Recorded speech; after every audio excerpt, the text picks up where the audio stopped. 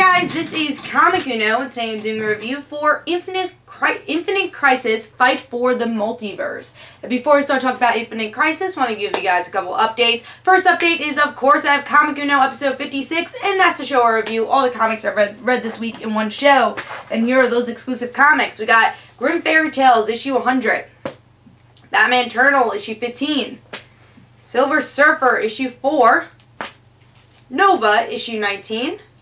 And Future's End, issue 11. So if you want to go check out all those reviews, go to Comic Uno episode 56. But let's talk about Infinite Crisis Fight for the Multiverse, issue 1. This is a digital comic based on a video game. I'm usually not a fan of these type of comics. I would say before, why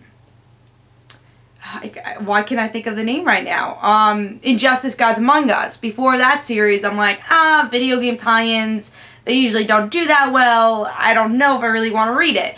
But I think Injustice really changed that, especially for DC Comics, because now DC is doing a lot more type of video game tie-ins, and it really is just a good superhero book. So that's why I did give this Infinite Crisis a try. And also, my frontline colleague said, hey, Kat, try out Infinite Crisis digitally. I said, you know, I'm going to probably read it printed because I don't like the mini chapters. So I got it printed, and let's see if I liked Infinite Crisis.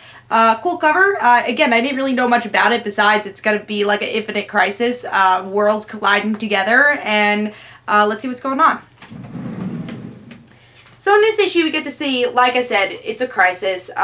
We get to see the head is Harbinger, where she could jump between worlds, and she tried to collect all these heroes and villains to save the world, save everybody from this crisis.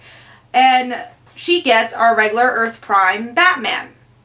So Batman's gonna go help, hopefully, this whole crisis, and as he's helping, Harbinger does die. She gets stabbed. So Batman's totally lost. He doesn't know what this crisis is all about, and he finds these people from another world, of course his friends from another world, and that's Wonder Woman, Green Lantern, and Robin. And he's gonna have to fight them, try to figure out what's going on. What is this crisis all about? Just like the audience is trying to figure out what is this crisis all about. I like this issue. I did. It's a cool, I gotta explain, I think it's a cool issue. It's an interesting topic. Of course, we always like those big events like crisis stuff, and this is definitely a big event. You know, not affecting our regular universe, but a what-if story that can happen in the DC universe that is, of course, based on the video game. So we get to see that story, and I think it's a good tie-in. If you're liking the video game, it's a great tie-in. I'm personally not playing the video game, but I think it really does well to tie into whatever this crisis is going to be about, how these characters got into the video game. But overall, the story, I don't know if it really intrigued me enough to say, hey, I'm not getting the video game, let me still get the second issue. I think Injustice Gods Among Us, the character interaction was great, and you really wanted to learn more about this evil Superman. So with Injustice, even though I did have to drop the series because there's pull list reasons, it was a series that was easy to say, hey, I want to get the next issue, because the writing was really great. With Infinite Crisis, not saying the writing's bad, I just don't think it gave me a pull enough to say, I want to buy that next issue. I wasn't really caring about Harbinger. Like, I think if we got a little background on Harbinger herself, I would have cared a little bit more. Because Batman, you know, we know who Batman is. He's just going into this crazy world as much as we are. So I think a main thing we should have known, or really should have done in this issue, is learn more about Harbinger. That's something really needed for me to get hooked a little bit more.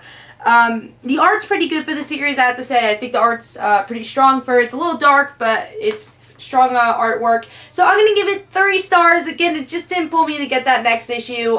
There's nothing that really intrigued me, but I do think it's an okay issue. I'm going to lean more towards pick it up and really decide yourselves. If you're liking the video game, if you want to learn more about this Harbinger character, go for it. If you like crises, definitely go for this. But if you need to save your money, I think you could skip on this one. Hope you guys enjoyed. This is Comic Uno. Guys, don't forget to follow me on Twitter for Comic Uno and the random situations. And remember, I give this 3 stars. Hope you guys enjoyed. Bye.